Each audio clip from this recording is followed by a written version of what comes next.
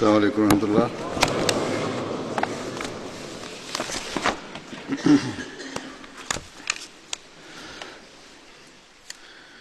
أشهد أن لا إله إلا الله وحده لا شريك له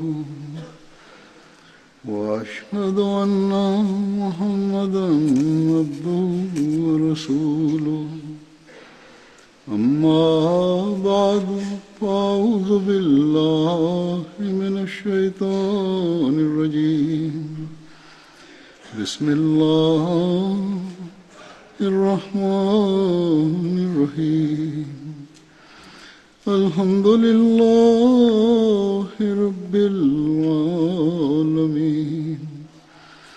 الرحمن الرحيم مالك يوم الدين إياك نعبد وإياك نستعين اهدنا الصراط المستقيم صراط الذين أنعمت عليهم غير المغضوب عليهم ولا الضالين.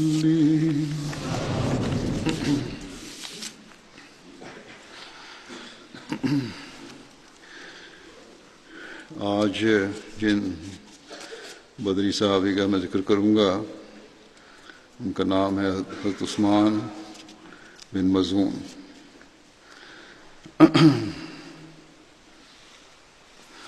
ان کی کنیت ابو صاحب تھی. ان کی حضرت عثمان کی والدہ کا نام سخیلہ بنت انبس تھا. حضرت عثمان اور آپ کے بھائی حضرت قدامہ حلیے میں باہم مشابہت رکھتے تھے. آپ کا تعلق قریش مکہ کے خاندان بنو جمعہ سے تھا. حضرت عثمان بن مظعون کے قبول اسلام کا واقعہ اس طرح ملتا ہے. حضرت ابن عباس رضی اللہ عنہما سے روایت ہے کہ ایک مرتبہ رسول اللہ صلی اللہ علیہ وسلم مکے میں اپنے گھر کے صحن میں تشریف فرما تھے.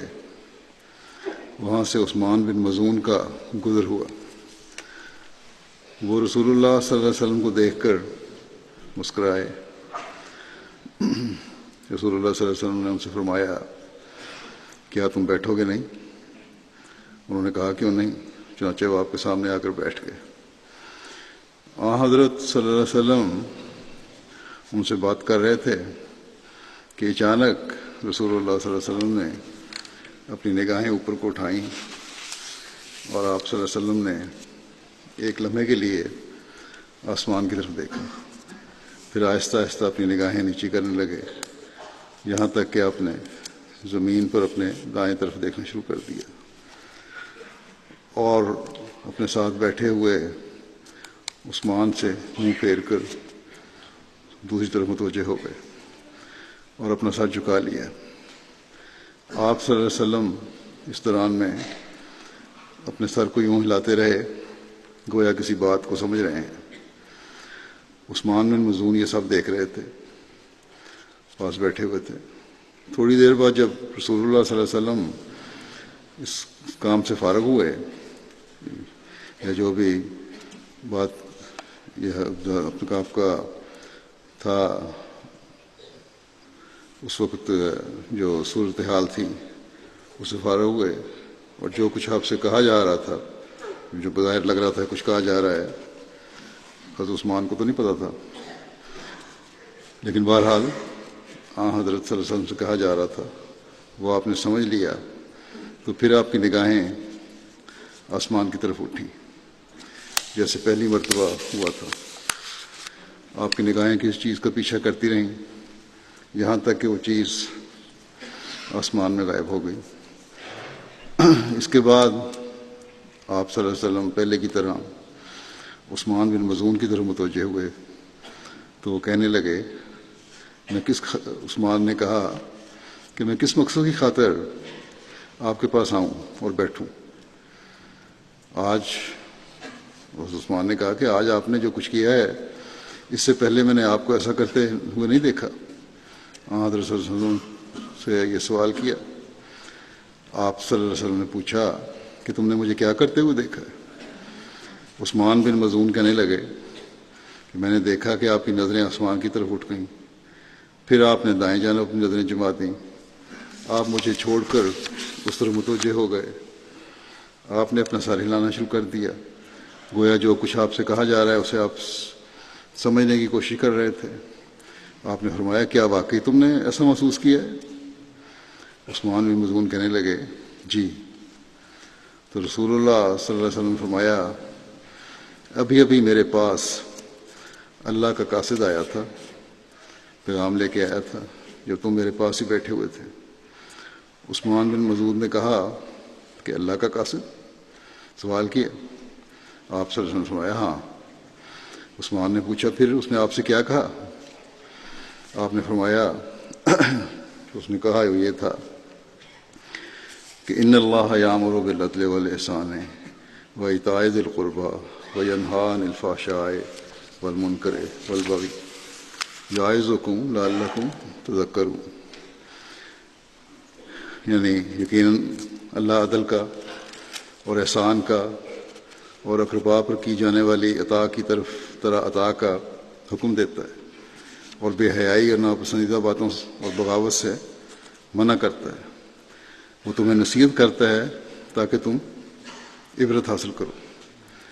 عثمان بن مظعون کہتے ہیں کہ یہ وہ وقت تھا جب میرے دل میں ایمان نے اپنی جگہ پکی کر لی اور مجھے محمد صلی اللہ علیہ وسلم سے محبت ہو گئی.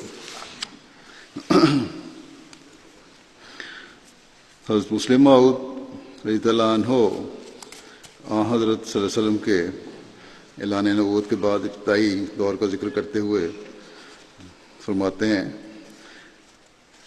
کہ قریب زمانہ میں یعنی اس زمانے کے ابتدا میں طلحہ اور زبیر اور عمر اور حمزہ اور عثمان بن مظعون اس قسم کے ساتھی تھے آپ کو مل گئے جن میں سے ہر شخص آپ کا فدائی تھا. ہر شخص آپ کے پسینے کی جگہ اپنا خون بہانے کے لیے تیار تھا. اس میں کوئی شبہ نہیں کہ 13 سال تک مصائب بھی آئے، مشکلات بھی آئیں، تکالیف بھی آپ کو برداشت کرنی پڑی، مگر آپ صلی اللہ علیہ وسلم کو اطمینان تھا کہ ان مکہ والوں میں سے عقل والے، سمجھ والے، رتبے والے، تقوی والے، طہارت والے مجھے مان چکے ہیں، اور اب مسلمان ایک طاقت سمجھے جاتے ہیں.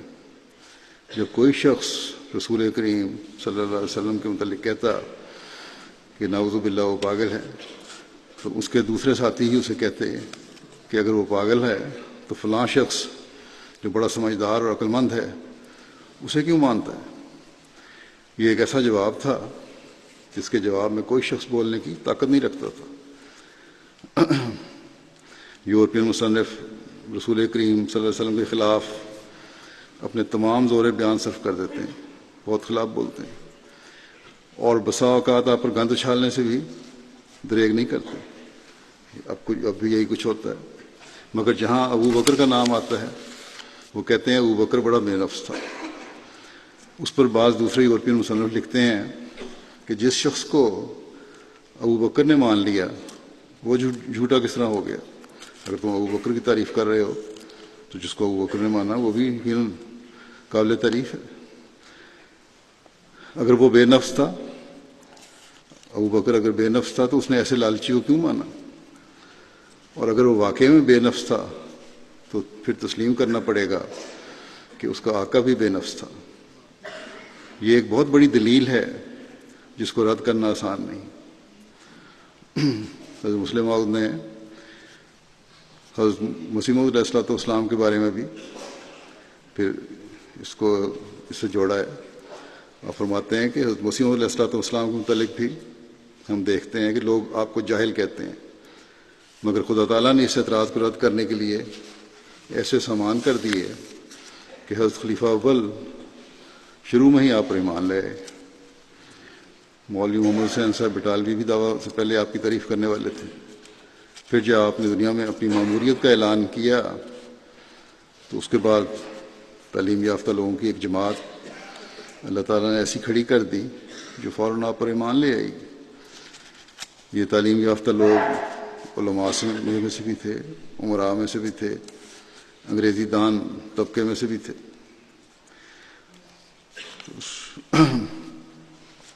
تو آپ اس کو تجزیہ کرتے ہوئے کہتے ہیں رعب اور دبدبہ 3 چیزوں سے ہی ہوتا ہے، یا تو ایمان سے ہوتا ہے، یا علم سے ہوتا ہے، یا روپیہ سے ہوتا ہے.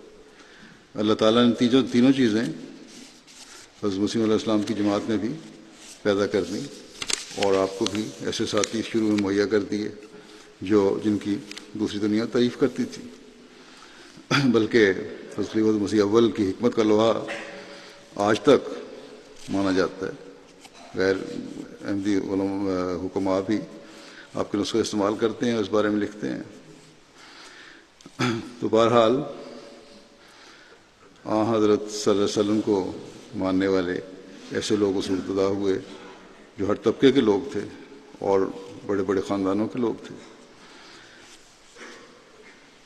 ایک اور جگہ کفار مکہ کی حسرتوں اور حسد کا ذکر کرتے ہوئے حضرت مسلم موعود بیان فرماتے ہیں کہ اللہ تعالیٰ نے ایسے ایسے سامان پیدا کیے کہ کفار کے دل ہر وقت جل کر خاکستر ہوتے رہتے تھے، اور انہیں کچھ سمجھ نہیں آتا تھا کہ اس آگ کے بجھانے کا ہم کیا انتظام کریں.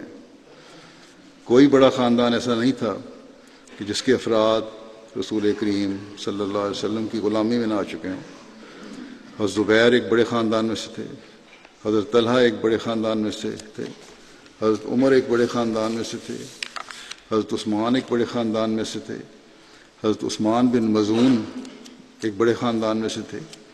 اسی طرح حضرت عمر بن عاص اور خالد بن ولید جو بعد میں مسلمان ہوئے مکہ کی چوٹی کے خاندان میں سے تھے.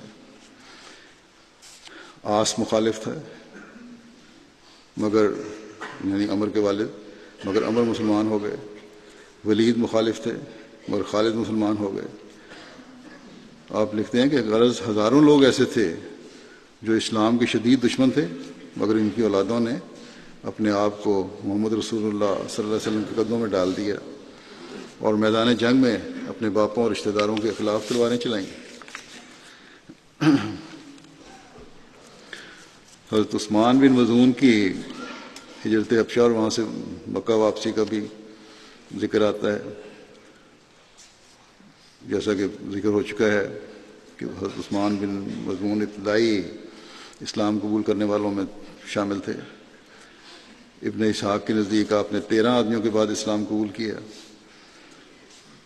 آپ نے اور آپ کے بیٹے صاحب نے مسلمانوں کی ایک جماعت کے ساتھ حبشہ کی طرف پہلی ہجرت بھی کی تھی.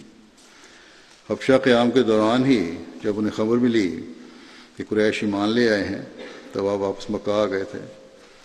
ابن اسحاق بیان کرتے ہیں کہ جب مہاجرین حبشہ کو حضور صلی اللہ علیہ وسلم کے ساتھ اہل مکہ کے سجدہ کرنے کی خبر پہنچی تو یہ لوگ وہاں سے چل پڑے، جس کی تفصیل میں پہلے بیان کر چکا ہوں پچھلے خطبات میں. اور ان کے ساتھ اور لوگ بھی تھے. کیا سجدے کی وجہ کیا ہوئی تھی؟ ان کا یہ خیال تھا کہ یہ سب کفار نے حضور صلی اللہ علیہ وسلم کی پیروی کر لی ہے. جب یہ مکے کے قریب پہنچے تو اصل واقعہ کا پتہ لگا. اس وقت انہیں واپس حبشہ جانا مشکل لگ رہا تھا. بعض دوسری روایت کے مطابق بعض لوگ وہیں سے واپس حبشہ چلے بھی گئے تھے، یہ بھی کہا جاتا ہے. اور مکے میں بھی بغیر کسی کی پناہ میں آنے کے داخل ہونے سے ڈر رہے تھے، وہ چلے گئے تھے. بہرحال جو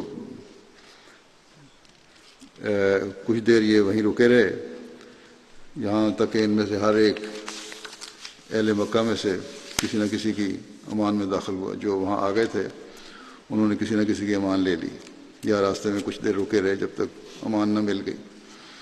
حضرت عثمان بن مظعون رضی اللہ تعالیٰ عنہ ولید بن مغیرہ کی امان میں آئے. ابن اسحاق بیان کرتے ہیں کہ جب حضرت عثمان نے دیکھا کہ حضرت صلی اللہ علیہ وسلم اور آپ کے اصحاب کو جو تکالیف پہنچ رہی ہیں لوگ ان کو مار رہے ہیں، ان پر ظلم کر رہے ہیں، اور وہ ولید بن مغیرہ کی امان میں رات دن سکون سے گزار رہے ہیں۔ کفار کا وہاں مکے کے رئیسوں کا ایک رئیس تھا جو غیر مسلم تھا، اس کی امان میں آ گئے تھے ولید کی۔ تو عثمان کہنے لگے کہ خدا کی قسم، میری صبح شام ایک مشرک کی امان میں امن کے ساتھ گزر رہی ہے، جبکہ میرے دوستوں اور گھر والوں کو اللہ کی راہ میں تکالیف اور اذیتیں پہنچ رہی ہیں۔ یقیناً مجھ میں کوئی خرابی ہے، انہوں نے اپنے آپ سے کہا۔ بس آپ ولید بن مغیرہ کے پاس گئے اور کہا کہ اے ابو عبد شمس، یہ ولید بن مغیرہ کا لقب تھا، کہ تمہارا ذمہ پورا ہو گیا، میں تمہاری امان میں تھا، اب میں چاہتا ہوں اس امان سے نکل کر رسول اللہ صلی اللہ علیہ وسلم کے پاس جاؤں، کیونکہ میرے لیے آپ صلی اللہ علیہ وسلم اور آپ کے صحابہ میں اسوہ ہے۔ ولید نے کہا کہ اے میرے بھتیجے، ولید ان کے والد کے بڑے قریبی دوست تھے، انہوں نے کہا اے میرے بھتیجے، شاید تمہیں کوئی تکلیف پہنچی ہے میرے اس امان کی وجہ سے، یا بے عزتی ہوئی ہے؟ تو آپ کہنے لگے نہیں، لیکن میں اللہ کی امان سے راضی ہوں، تمہاری امان سے نکلتا ہوں اور اللہ کی امان پہ راضی ہوں، اور میں اس کے علاوہ کسی اور کی پناہ کا طلبگار نہیں ہوں۔ ولید نے کہا کہ خانہ کعبہ کے پاس چلو اور وہیں میری امان اعلان واپس کر دو، جیسا کہ میں نے تمہیں اعلان پناہ دی تھی۔ حضرت عثمان نے کہا چلیں، پھر وہ دونوں خانہ کعبہ کے پاس گئے۔ ولید نے کہا یہ عثمان ہے جو مجھ سے میری امان واپس کرنے آئے، لوگوں کے سامنے اعلان کیا۔ عثمان نے کہا یہ سچ کہہ رہا ہے، یقیناً میں نے اسے وعدے کا سچا اور امان کے لحاظ سے معزز پایا ہے، یعنی اس امان دینے والے کو، ولید کو، مگر اب میں اللہ کے سوا کسی اور کی امان میں نہیں لینا چاہتا، اس لیے میں نے ولید کی امان کو اسے واپس کر دیا۔ اس کے بعد حضرت عثمان لوٹ گئے۔ اس ہجرت حبشہ کا ذکر پہلے بھی مختلف صحابہ کے ذکر میں ہوتا رہا ہے، مختصر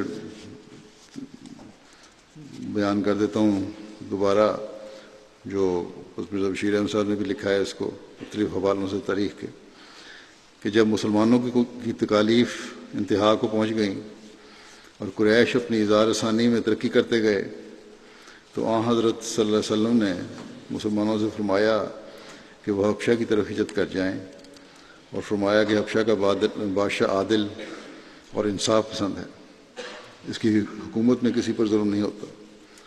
حبشہ کا ملک جو ایتھوپیا یا ابیسینیا کہلاتا ہے، براعظم افریقہ کے شمال مشرق میں واقع ہے، اور جائے وقوع کے لحاظ سے جنوبی عرب کے بالکل بالمقابل ہے، اور درمیان میں بحیرہ احمر کے سوا کوئی اور ملک حائل نہیں۔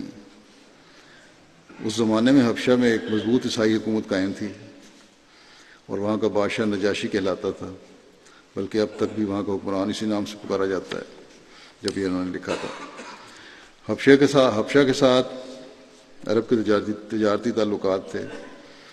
اس وقت کے نجاشی کا ذاتی نام اسما تھا، جو ایک عادل، بڑا انصاف کرنے والا، بیدار مغز اور مضبوط بادشاہ تھا۔ بہرحال جب مسلمانوں کی تکالیف انتہا کو پہنچ گئیں تو آن حضرت صلی اللہ علیہ وسلم نے ان سے ارشاد فرمایا کہ جن جن سے ممکن ہو حبشہ کی طرف ہجرت کر جائیں۔ چنانچہ آن حضرت صلی اللہ علیہ وسلم کے فرمانے پر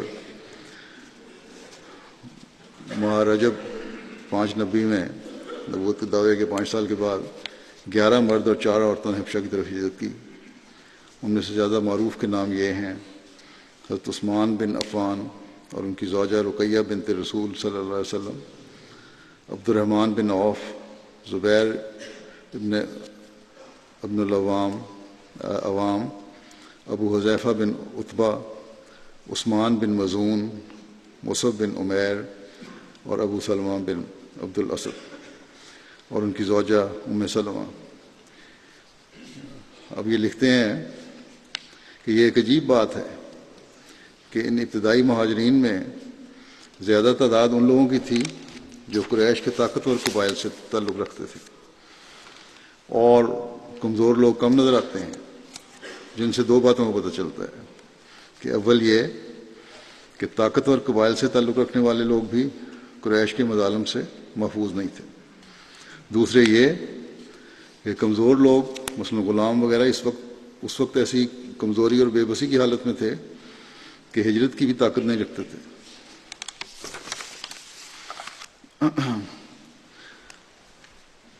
حضرت مسلم موعود رضی اللہ عنہ نے اپنے انداز میں اس کو واقعے کو اس طرح بیان فرمایا ہے کہ حضرت عثمان بن مظعون کی مکہ میں پناہ اور پھر لبید بن ربیعہ والے واقعے کا ذکر کرتے ہوئے آپ لکھتے ہیں، یہ پہلے ذکر ہو چکا ہے کہ اس نے امان واپس آپ نے کر لی تھی لبید کی۔ اب لکھتے ہیں کہ جب مکہ والوں کا ظلم انتہا کو پہنچ گیا تو محمد رسول اللہ صلی اللہ علیہ وسلم نے ایک دن اپنے ساتھیوں کو بلوایا اور فرمایا، مغرب کی طرف سمندر پار ایک زمین ہے جہاں خدا کی عبادت کی وجہ سے ظلم نہیں کیا جاتا، مذہب کی تبدیلی کی وجہ سے لوگوں کو قتل نہیں کیا جاتا، وہاں ایک منصف بادشاہ ہے، تم لوگ ہجرت کر کے وہاں چلے جاؤ، شاید تمہارے لیے آسانی کی راہ پیدا ہو جائے۔ کچھ مسلمان مرد اور عورتیں اور بچے آپ کے اس ارشاد پر ایبیسینیا کی طرف چلے گئے۔ ان لوگوں کا مکے سے نکلنا کوئی معمولی بات نہیں تھی، یہ بڑا جذباتی پہلو ہے یہاں کہ یہ کوئی معمولی بات نہیں تھی اپنے ملک کو چھوڑنا۔ مکے کے لوگ اپنے آپ کو خانہ کعبہ کا متولی سمجھتے تھے اور مکہ سے باہر چلے جانا ان کے لیے ایک ناقابل برداشت صدمہ تھا۔ وہی شخص یہ بات کہہ سکتا تھا جس کے لیے دنیا میں کوئی اور ٹھکانہ باقی نہ رہے کہ مکہ سے نکل جاؤں۔ بس ان لوگوں کا نکلنا ایک نہایت ہی دردناک واقعہ تھا، اور پھر نکلنا بھی ان لوگوں کو چوری چوری پڑا، چھپ کے نکلنا پڑا، کیونکہ وہ جانتے تھے کہ اگر مکے والوں کو معلوم ہو گیا تو وہ ہمیں نکلنے نہیں دیں گے، اور اس وجہ سے وہ اپنے عزیزوں اور پیاروں کی آخری ملاقات سے بھی محروم جا رہے تھے۔ ان کو یہ بھی موقع نہیں ملا کہ عزیزوں اور پیاروں سے ملاقات کر کے جائیں، چھپ کے نکلے سے۔ ان کے دلوں کی جو حالت تھی سو تھی، ان کے دیکھنے والے بھی ان کی تکلیف سے متاثر ہوئے بغیر نہیں رہ سکے، جن کو پتہ لگا جو غیر تھے کہ اس طرح ہجرت کر رہے ہیں، وہ بھی متاثر ہو رہے تھے ان کی اس حالت سے۔ چنانچہ جس وقت یہ قافلہ نکل رہا تھا، حضرت عمر جو اس وقت تک کافر اور اسلام کی شدید دشمن تھے اور مسلمانوں کو تکلیف دینے والوں میں سے چوٹی کے آدمی تھے، اتفاقاً اس قافلے کے بعض افراد کو مل گئے۔ ان میں ایک صحابیہ ام عبداللہ نامی بھی تھیں۔ بندھے ہوئے سامان اور تیار سواریوں کو جب آپ نے دیکھا حضرت عمر نے، تو آپ سمجھ گئے کہ یہ لوگ مکہ چھوڑ کر جا رہے ہیں۔ آپ نے کہا، ام عبداللہ، یہ جو ہجرت کے سامان نظر آ رہے ہیں؟ ام عبداللہ کہتی ہیں، میں نے جواب میں کہا، ہاں، خدا کی قسم ہم کسی اور ملک میں چلے جائیں گے، کیونکہ تم نے ہم کو بہت دکھ دیے ہیں اور ہم پر بہت ظلم کیے ہیں۔ ہم اس وقت تک اپنے ملک میں نہیں لوٹیں گے جب تک خدا تعالیٰ ہمارے لیے کوئی آسانی اور آرام کی صورت نہ پیدا کر دے۔ ام عبداللہ بیان کرتی ہیں کہ عمر نے جواب میں کہا، اچھا، خدا تمہارے ساتھ ہو، اور کہتی ہیں کہ میں نے ان کی آواز میں رقت محسوس کی، حالانکہ اس وقت مخالف تھے مسلمانوں کے، لیکن یہ ہجرت دیکھ کر بڑے جذباتی ہو گئے۔ خدا تمہارے ساتھ ہو کہا تو اس آواز میں ایک رقت تھی جو اس سے پہلے میں نے کبھی محسوس نہیں کی تھی۔ پھر وہ جلدی سے منہ پھیر کر چلے گئے، یعنی حضرت عمر وہاں سے چلے گئے، اور میں نے محسوس کیا کہ اس واقعے سے ان کی طبیعت نہایت ہی غمگین ہو گئی ہے۔ بہرحال جب ان لوگوں کے ہجرت کرنے کی مکہ والوں کو خبر ہوئی تو انہوں نے ان کا تعاقب کیا اور سمندر تک ان کے پیچھے گئے، مگر یہ قافلہ ان لوگوں کے سمندر تک پہنچنے سے پہلے ہی حبشہ کی طرف روانہ ہو چکا تھا۔ مکہ والوں کو یہ معلوم ہوا تو انہوں نے فیصلہ کیا کہ ایک وفد بادشاہ حبشہ کے پاس بھیجا جائے جو اسے مسلمانوں کے خلاف بھڑکائے اور اسے تحریک کرے کہ وہ مسلمانوں کو مکہ والوں کے سپرد کر دے۔ بہرحال یہ وفد حبشہ گیا اور بادشاہ سے ملا، امرائے دربار کو بھی انہوں نے خوب اکسایا ان لوگوں نے، لیکن اللہ تعالیٰ نے بادشاہ حبش کے دل کو مضبوط کر دیا تھا، اور اس نے باوجود ان لوگوں کے اصرار کے اور باوجود درباریوں کے اصرار کے، درباری جو تھے وہ مکہ والوں کی باتوں میں آ گئے تھے، انہوں نے بھی بادشاہ کو بڑا کہا کہ ان کو مکہ والوں کے سپرد کر دو، کافروں کے۔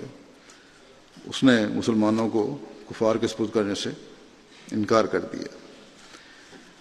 جب یہ وفد ناکام واپس آیا تو مکہ والوں نے ان مسلمانوں کو بلانے کے لیے ایک اور تدبیر سوچی، اور وہ یہ کہ حبشہ جانے والے بعض قافلوں میں یہ خبر مشہور کر دی کہ مکے کے سب لوگ مسلمان ہو گئے ہیں۔ جب یہ خبر حبشہ پہنچی تو اکثر مسلمان خوشی سے مکے کی طرف واپس لوٹے، مگر مکے پہنچ کر ان کو معلوم ہوا کہ یہ خبر محض شرارتاً مشہور کی گئی ہے اور اس میں کوئی حقیقت نہیں۔ اس پر کچھ لوگ تو واپس حبشہ چلے گئے جیسے کہ ذکر ہو چکا ہے، اور کچھ مکے میں ٹھہر گئے۔ ان ٹھہرنے والوں میں سے مسلم موت لکھتے ہیں کہ عثمان بن مظعون بھی تھے، جو مکے کے ایک بہت بڑے رئیس کے بیٹے تھے۔ اس دفعہ ان کے باپ کے ایک دوست ولید بن مغیرہ نے ان کو پناہ دی اور وہ امن سے مکہ میں رہنے لگے، مگر اس عرصے میں انہوں نے دیکھا کہ بعض دوسرے مسلمانوں کو دکھ دیے جاتے ہیں اور انہیں سخت سے سخت تکلیفیں پہنچائی جاتی ہیں۔ چونکہ وہ غیرت مند نوجوان تھے، ولید کے پاس گئے اور اسے کہہ دیا کہ میں آپ کی پناہ کو واپس کرتا ہوں، کیونکہ مجھ سے یہ نہیں دیکھا جاتا کہ دوسرے مسلمان دکھ اٹھائیں اور میں آرام سے رہوں۔ چنانچہ ولید نے اعلان کر دیا کہ عثمان اب میری پناہ میں نہیں۔ اس کے بعد ایک دن لبید، عرب کا ایک مشہور شاعر تھا، مکہ کے روضہ میں بیٹھا اپنے شعر سنا رہا تھا کہ اس نے ایک مصرع پڑھا، وَكُلُّ نَعِيمٍ لَا مَحَالَةَ زَائِلٌ، جس کی یہ معنی ہے کہ ہر نعمت آخر مٹ جانے والی ہے۔ عثمان بن مظعون نے کہا کہ یہ غلط ہے، جنت کی نعمتیں ہمیشہ قائم رہیں گی۔ لبید ایک بہت بڑا آدمی تھا، یہ جواب سن کر جوش میں آ گیا اور اس نے کہا کہ اے قریش کے لوگوں، تمہارے مہمان کو تو پہلے اس طرح ذلیل نہیں کیا جاتا تھا، اب یہ نیا رواج کب سے شروع ہوا ہے؟ اس پر ایک شخص نے کہا، یہ ایک بیوقوف شخص آدمی ہے، اس کی بات کی پرواہ نہیں کریں۔ حضرت عثمان نے اپنی بات پر اصرار کیا اور کہا کہ بیوقوفی کی کیا بات ہے، جو بات میں نے کہی ہے وہ سچ ہے۔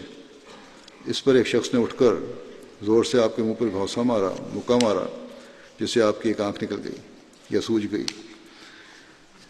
ولید اس وقت اس مجلس میں بیٹھا ہوا تھا جس نے آپ کو پناہ دی تھی۔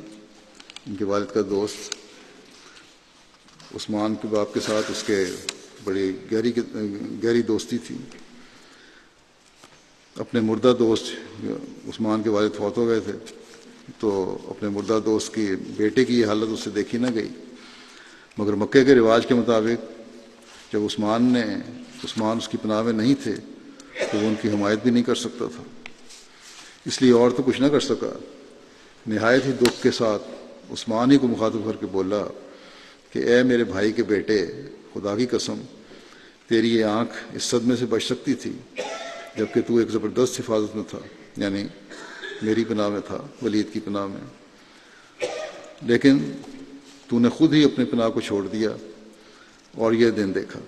عثمان نے جواب دیا کہ جو کچھ میرے ساتھ ہوا ہے میں خود اس کا خواہش مند تھا، تم میری پھوٹی آنکھ پر ماتم کر رہے ہو، حالانکہ میری تندرست آنکھ اس بات کے لیے تڑپ رہی ہے کہ جو میری بہن کے ساتھ ہوا ہے وہی میرے ساتھ کیوں نہیں ہوتا۔ لکھتے ہیں کہ محمد رسول اللہ صلی اللہ علیہ وسلم کا نمونہ، انہوں نے کہا،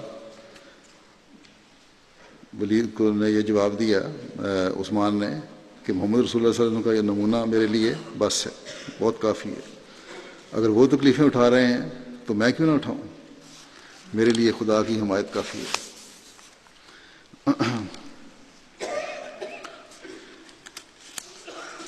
یہ واقعہ جو ہے عثمان بن مظعون اور لبید بن ربیہ کا جو عرب کا مشہور شاعر تھا، اس کا اس طرح بھی تاریخوں میں ذکر ملتا ہے، وہ بھی بتا دیتا ہوں۔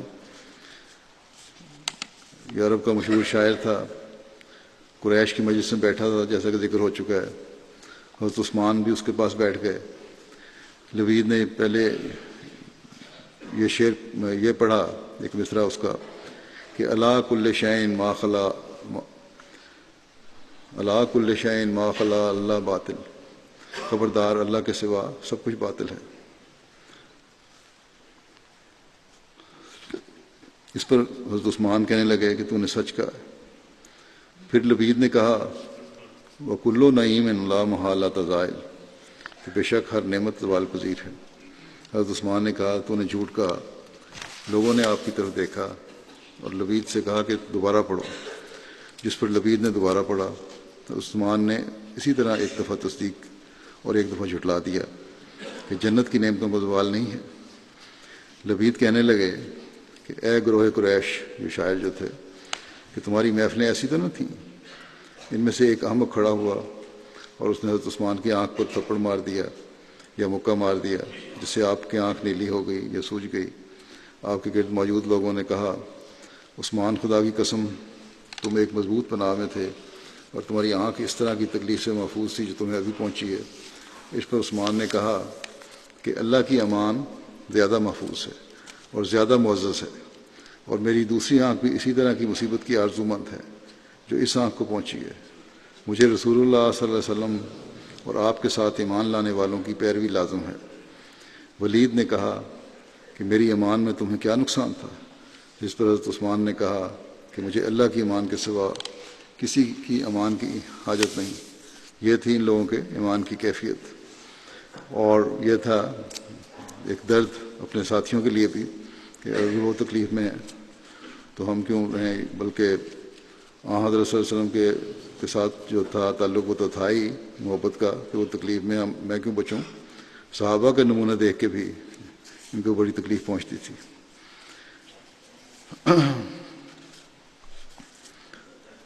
مسلم موعود فرماتے ہیں کہ حضرت عثمان بن مظعون کا اس طرح جواب دینا اس لیے تھا کہ انہوں نے قرآن کریم سنا ہوا تھا، اسلامی تعلیم سنی ہوئی تھی، قرآن کریم پڑھا ہوا تھا، اور اب ان کے نزدیک شعروں کی کچھ حقیقت ہی نہیں تھی، بلکہ خود بعد میں لبید بھی مسلمان ہو گیا، تو آپ لکھتے ہیں کہ خود لبید نے مسلمان ہونے پر یہی طریقہ اختیار کیا تھا۔ چنانچہ حضرت عمر نے ایک دفعہ اپنے گورنر کو کہلا بھیجا کہ مجھے بعض مشہور شعراء کا تازہ کلام بھیجو۔ جب لبید اس وقت جب مسلمان ہو گئے تھے، ان سے خواہش کا اظہار کیا گیا تو انہوں نے قرآن کریم کی چند آیات لکھ کر بھیج دی۔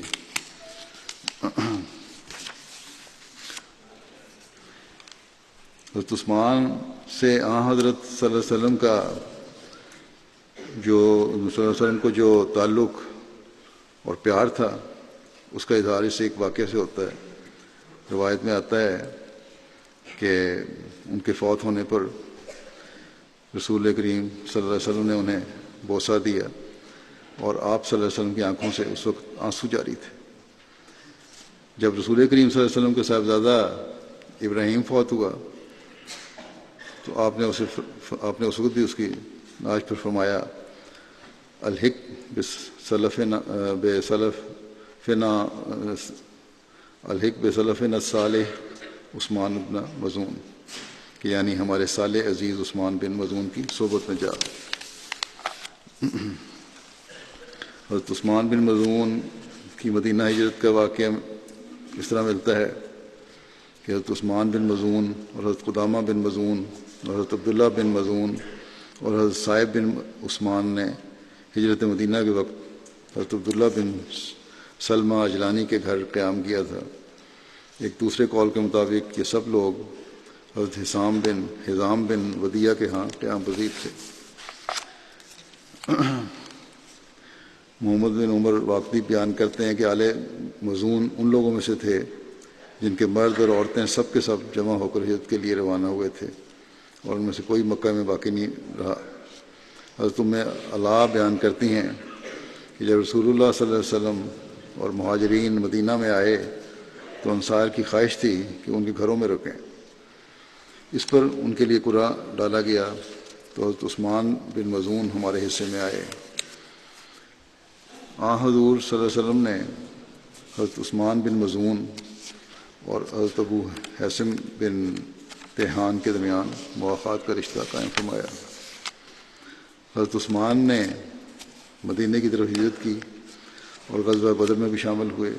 آپ تمام لوگوں سے زیادہ جوش کے ساتھ عبادات پہ جلاتے تھے، دن کو روزہ رکھتے تھے اور رات کو عبادت کیا کرتے تھے، خواہشات سے بچ کر رہتے تھے اور عورتوں سے دور رہنے کی کوشش کرتے۔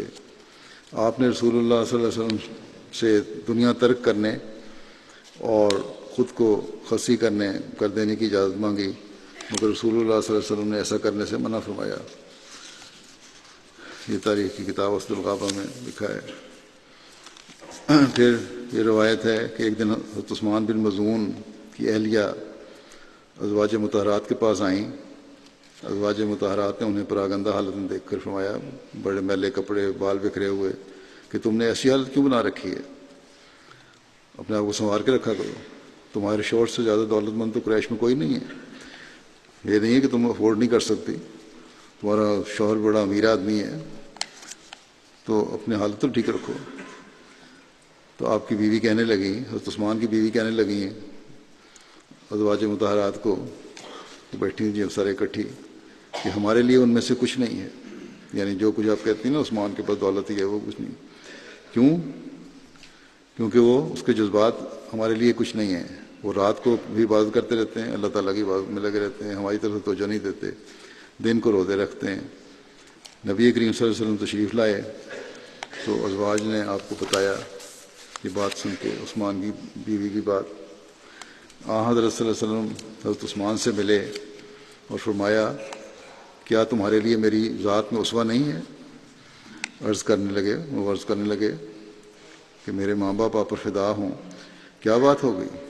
میں تو حضرت عثمان نے کہا میں تو کوشش کرتا ہوں کہ بالکل آپ کے مطابق چلوں۔ تو اس پر آپ نے فرمایا حضرت صلی اللہ علیہ وسلم نے کہ تم دن بھر روزے رکھتے ہو اور رات بھر عبادت کرتے ہو؟ انہوں نے عرض کی جی ہاں میں ایسا ہی کرتا ہوں۔ آپ صلی اللہ علیہ وسلم نے فرمایا کہ ایسا مت کرو، تمہاری آنکھوں کا تم پر حق ہے، تمہارے جسم کا بھی تم پر حق ہے، اور تمہارے اہل کا بھی تم پر حق ہے، تمہارے بیوی بچوں کا تم پر حق ہے۔ بس نماز پڑھو اور سو بھی، سونا بھی ضروری ہے۔ نفل پڑھو، راتوں کو جاگو، لیکن سونا بھی ضروری ہے۔ روزہ رکھو اور چھوڑو بھی، اگر نفلی روزے رکھیں تو بے شک رکھو، لیکن کچھ دن آگے بھی ہونے چاہیے۔ اس کے بعد جب آپ کی بیوی ازواج یہ بات آن صلی اللہ علیہ وسلم نے حضرت عثمان سے فرمائی تو کچھ عرصے کے بعد ان کی بیوی ازواج مطہرات کے پاس دوبارہ آئیں تو انہوں نے خوشبو لگائی ہوئی تھی، گویا کہ وہ دلہن ہو۔ انہوں نے کہا کیا بات ہے، آج بڑی سجی بجی ہو؟ اس پر وہ کہنے لگیں کہ ہمیں بھی وہ چیز حاصل ہو گئی ہے جو لوگوں کو میسر ہے، یعنی کہ اب خاوند توجہ دیتا ہے۔ اس بارے حضرت عائشہ سے اس بارے میں ایک روایت ہے، آپ فرماتی ہیں کہ رسول اللہ صلی اللہ علیہ وسلم نے عثمان بن مظعون کو بلایا اور فرمایا کیا تو میرے طریقے کو ناپسند کرتا ہے؟ وہ بولے یا رسول اللہ نہیں، میں آپ ہی کے طریقے کو تلاش کرتا ہوں۔ تو آپ صلی اللہ علیہ وسلم نے فرمایا کہ میں سوتا بھی ہوں اور نماز بھی پڑھتا ہوں، روزہ بھی رکھتا ہوں اور کبھی نہیں بھی رکھتا، اور عورتوں سے نکاح بھی کرتا ہوں۔ اے عثمان تو اللہ سے ڈر، تجھ پر تیری بیوی کا حق ہے، تیرے مہمان کا حق ہے، اور خود تیرے نفس کا بھی حق تجھ پر حق ہے۔ بس کبھی کبھی روزہ بھی رکھو اور کبھی نہ رکھو، نماز بھی پڑھو اور سویا بھی کرو۔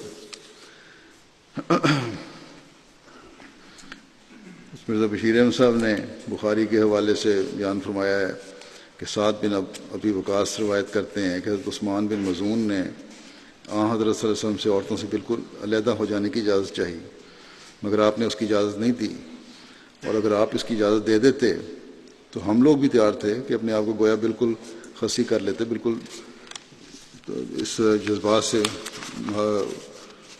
کو ختم کرنے کے لیے اپنا پوری کوشش کرتے۔ بخاری کی جو حدیث ہے وہ اس کا ترجمہ بتا دیتا ہوں، وہ اس طرح ہے۔ حضرت سعد بن وقاص بیان کرتے ہیں کہ حضرت عثمان بن مظعون نے تبتل کی جو اجازت حضرت صلی اللہ علیہ وسلم سے طلب کی تھی، وہ رسول اللہ صلی اللہ علیہ وسلم نے اس سے انکار کر دیا تھا. اور صحیح بخاری کی کتابوں نے کہا کہ حدیث سے اگر اور پھر یہ بھی لکھا ہے اسی طرح جب بیان ہو چکا ہے کہ آپ اس کی اجازت دے دیتے تو ہم سب شاید تارک دنیا ہو جاتے.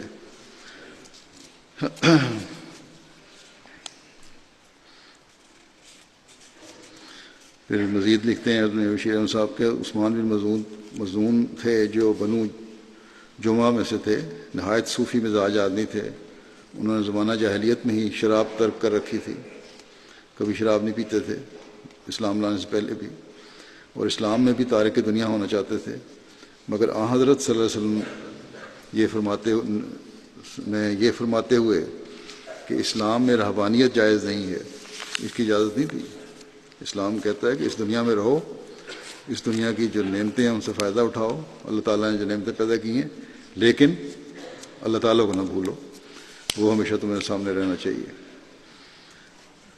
حضرت قدامہ بن مظعون سے مروی ہے کہ حضرت عمر بن خطاب نے حضرت عثمان بن مظعون کو پایا، وہ اپنی سواری کے اوپر تھے اور حضرت عثمان اپنی سواری کے اوپر تھے. عصایہ نامی گھاٹی پر ان دونوں کی ملاقات ہوئی. عصایہ ذوالحلیفہ کے بعد جوفہ کے راستے میں مدینہ سے 70 میل کے فاصلے پر ہے. یہ اس کی لوکیشن بتائی گئی ہے. بہرحال حضرت عمر کی اونٹنی نے حضرت عثمان کی اونٹنی کو بھینچ دیا، دبایا، قریب ہو کے زیادہ تو اونٹنی نے دبا دیا. رسول اکرم صلی اللہ علیہ وسلم کی سواری قافلے کے آگے کافی آگے تھی. حضرت عثمان بن مظعون نے کہا، یا غلق الفتنہ، آپ نے مجھے تکلیف دی ہے. جب سواریاں رکیں تو حضرت عمر بن خطاب قریب آئے اور کہا، اے ابو صاحب، یعنی عثمان بن مظعون کو کہا کہ اللہ تعالیٰ تمہاری مغفرت کرے، وہ کون سا نام تھا جس کے ساتھ تم نے مجھے پکارا تھا؟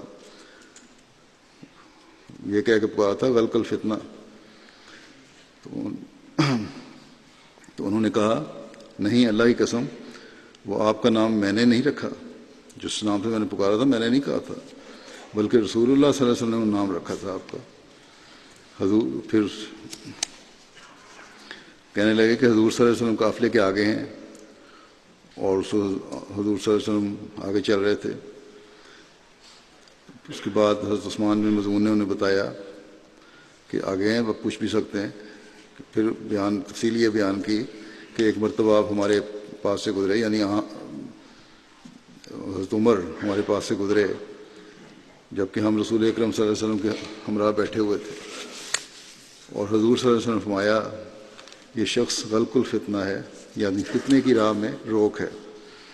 یہ کہتے ہوئے آپ نے اپنے ہاتھ سے اشارہ کیا کہ تمہارے اور فتنے کے درمیان ایک دروازہ ہوگا جو بہت زیادہ سختی سے بند رہے گا جب تک کہ یہ شخص تمہارے درمیان زندہ رہے گا. یعنی حضرت عمر جب تک کی زندگی ہے کوئی فتنہ اسلام میں نہیں آئے گا، اور تاریخ بھی یہی بتاتی ہے. اس کے بعد ہی زیادہ فتنے شروع ہوئے.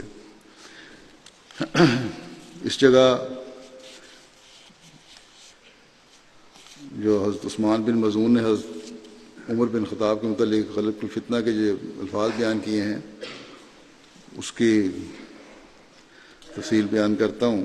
حضرت حذیفہ بیان کرتے ہیں کہ ہم حضرت عمر رضی اللہ عنہ کے پاس بیٹھے ہوئے تھے تو انہوں نے کہا کہ تم میں سے کون فتنے سے متعلق رسول اللہ صلی اللہ علیہ وسلم کی بات یاد رکھتا ہے؟ تو میں نے کہا کہ میں ویسے ہی جیسے کہ آپ نے فرمایا تھا اسی طرح یاد رکھتا ہوں جس طرح وسلم نے فرمایا تھا. تو حضرت عمر نے کہا کہ تم حضرت صلی اللہ علیہ وسلم پر یا کہا روایت کرنے پر بہت ہی دلیر ہو، یعنی بڑا یقین ہے تمہیں اور بڑی جرات سے کام لے رہے ہو تم. یہ میں نے کہا کہ آدمی کو ابتلا اس کی بیوی اور اس کے مال اور اس کی اولاد اور اس کے پڑوسی کی وجہ سے آتا ہے. یہ بھی فتنے ہیں. نماز، روزہ، صدقہ اور نیکیوں کا حکم کرنا اور بدیوں سے روکنا اس ابتلا کو دور کر دیتے ہیں. حضرت عمر نے کہا میری مراد اس سے نہیں ہے، یہ اولاد کی، دولت کی ساری چیزیں ہیں، فتنے ہیں جن کو تم نمازیں پڑھ کے، روزہ رکھ کے، صدقہ دے کر اور نیکیاں کر کے دور کر سکتے ہو.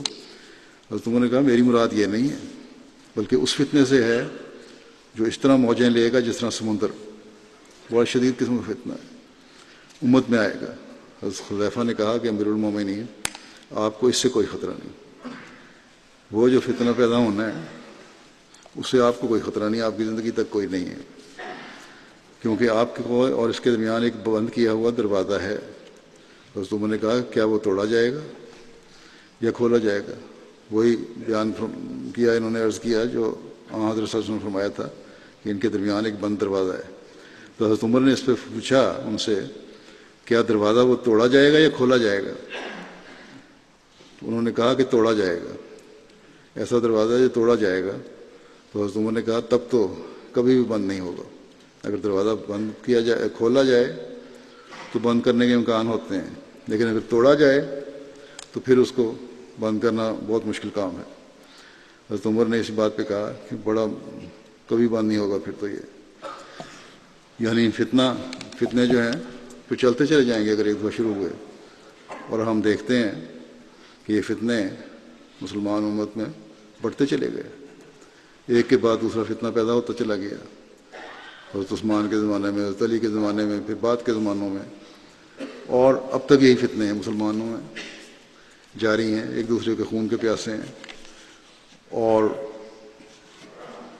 اس دیوار کے پیچھے یہ آنا نہیں چاہتے جو اللہ تعالیٰ نے اس زمانے میں اس دروازے کو بند کرنے کے لیے حضرت مسیح موعود علیہ السلام کے ذریعے سے قائم فرمائی ہے. اس لیے یہ فتنے بڑھتے چلے جا رہے ہیں. اللہ تعالیٰ ہمیں بھی محفوظ رکھے کہ ہم احمدی اس ڈھال کے پیچھے رہیں جو اللہ تعالیٰ نے اس زمانے میں حضرت مسیح موعود علیہ السلام کے ذریعے ہمیں مہیا فرمائی ہے, اور اس دیوار کے پیچھے رہیں. تو بہرحال یہ باتیں ہو رہی تھیں. حضرت عمر نے کہا یہ فتنہ تو پھر کبھی بند نہیں ہوگا. تو ہم نے کہا, ان سے پوچھا روایت کرنے والے سے, ان لوگوں نے جو بیٹھے ہوئے تھے ساتھ حضرت حذیفہ سے, کیا حضرت عمر اس دروازے کو جانتے تھے؟ حضرت حذیفہ نے کہا ہاں, وہ اسے ایسے ہی جانتے تھے جیسے یہ کہ کل سے پہلے رات ہے, یعنی بالکل یقینی بات تھی. حضرت عمر کو پتہ تھا کہ میرے بعد پھر فتنے پیدا ہو جائیں گے.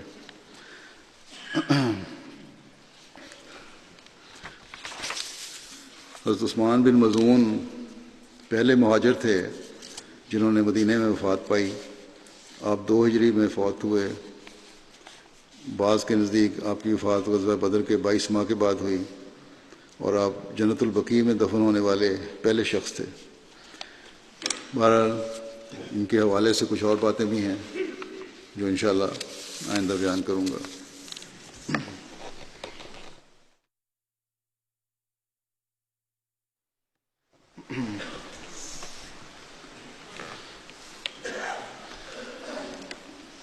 الحمد لله نحمده ونستعينه ونستغفره ونؤمن به ونتوكل عليه ونعوذ بالله من شرور أنفسنا ومن سيئات أعمالنا. من يهده الله فلا مضل له ومن يضلل فلا هادي له. ونشهد أن لا إله إلا الله ونشهد أن محمدا عبده ورسوله. عباد الله رحمكم الله, إن الله يأمر بالعدل والإحسان وإيتاء ذي القربى وينهى عن الفحشاء والمنكر والبغي يعظكم لعلكم تذكرون. اذكروا الله يذكركم وادعوه يستجب لكم ولذكر الله أكبر.